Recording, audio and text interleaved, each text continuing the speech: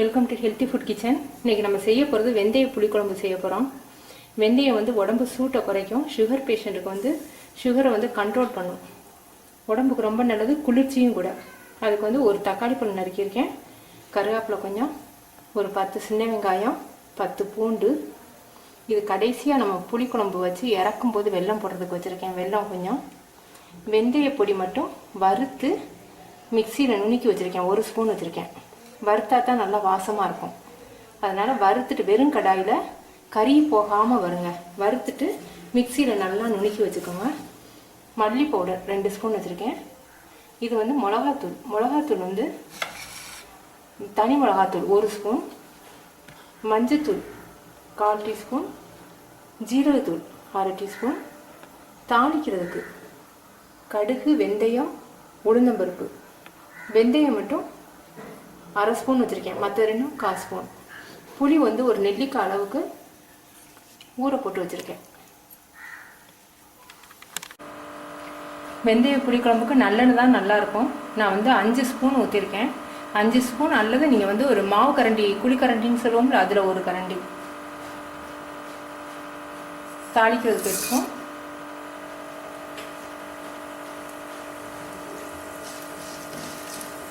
நல்லா பொரியட்டும்.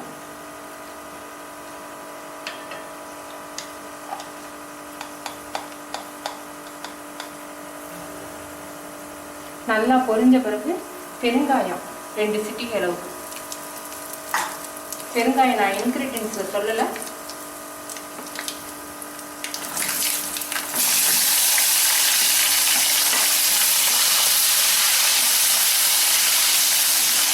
கொஞ்சம் ப்ரௌன் கலராக வந்த பிறகு தக்காளி பழத்தை போடுவோம்.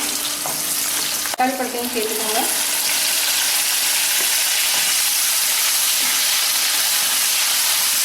நல்லா வதங்கட்டும். இப்போ இதில் எல்லா பவுடரையும் நம்ம மிக்ஸ் பண்ணலாம்.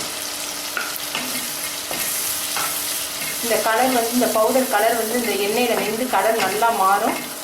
ஒரு 2 நிமிஷம் நல்லா அந்த மாதிரி கிண்டுங்க. கலர் நல்லா டார்க்காக வந்துருச்சுப்பாங்க.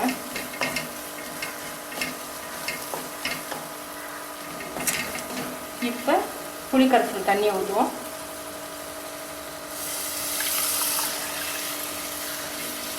இந்த இது வந்து புளி தண்ணி வந்து நல்லா வத்த குழம்பு மாதிரி வரணும். அப்படி வர்றதுக்கும் பூண்டு வெங்காயம் வேகிறதுக்கும் சரியாக இருக்கும். நம்ம உப்பு தேவையான அளவுக்கு இப்போ சேர்ப்போம். இப்போ மூடி வச்சுருவோம், நல்லா வத்தட்டும்.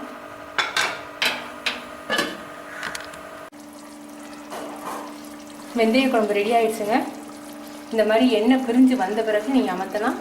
நல்லா கெட்டியாக வந்துருச்சு. 2 பேருக்கு வர்ற மாதிரி நான் வச்சுருக்கேன். நீங்கள் உப்பு புளிப்பு உரப்பெல்லாம் போதுமானு பாருங்கள். உரப்பு அப்படி சப்போஸ் நீங்கள் பத்தலைன்னு நினச்சிங்கன்னா மிளகாத்தூள் போடாதீங்க, பச்சை வாடை வரும். பெப்பர் பவுடரை கொஞ்சம் சேர்த்துக்கலாம் நீங்கள், உரப்பு பத்தலைன்னா. இப்போ இதில் கரெக்டாக இருக்குது. இப்போ வெல்லம் கொஞ்சம் போடுவோம். புளிக்குழம்புக்கு வெல்லம் போட்டால் தான் நல்லாயிருக்கும். சீனி போடாதீங்க. சீனியை விட வெல்லம் தான் டேஸ்ட்டாக இருக்கும். இப்போ வெந்தய குழம்புக்கு வந்து கடைசியாக 1 ஸ்பூன் மட்டும் இறக்கும்போது நல்லெண்ணெய் ஊற்றி இறக்குனீங்கன்னா ரொம்ப நல்லாயிருக்கும். இது வந்து சூடாக சாதம் இருக்கும்போது அதில் போட்டு பிசைஞ்சு சாப்பிட நல்லாயிருக்கும். இட்லி சூடாக இருக்கும்போது அதில் நல்லெண்ணெய் தடவி இந்த புளிக்குழம்பு வச்சு நீங்கள் சாப்பிடும்போது ரொம்ப நல்லாயிருக்கும். நீங்கள் செஞ்சு பார்த்துட்டு உங்கள் கமெண்ட்ஸ் எனக்கு சொல்லுங்கள். தேங்க்யூ.